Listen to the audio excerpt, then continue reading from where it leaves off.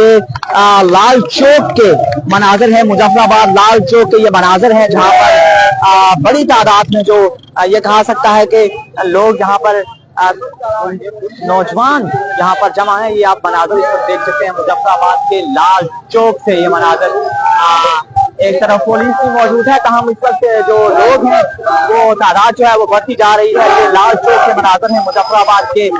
ये मनाजर आप देख सकते हैं।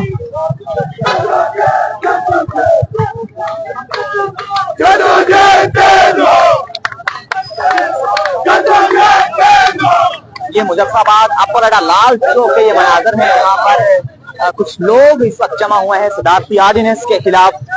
ये आज कॉल दी गई थी और यहाँ पर बड़ी तादाद में इस वक्त लोग जमा होने शुरू हो चुके हैं और आहिस्ता आहिस्ता तादाद में जो है वो इजाफा हो रहा है। आप जो मनाजर रियासती दारुल हुकूमत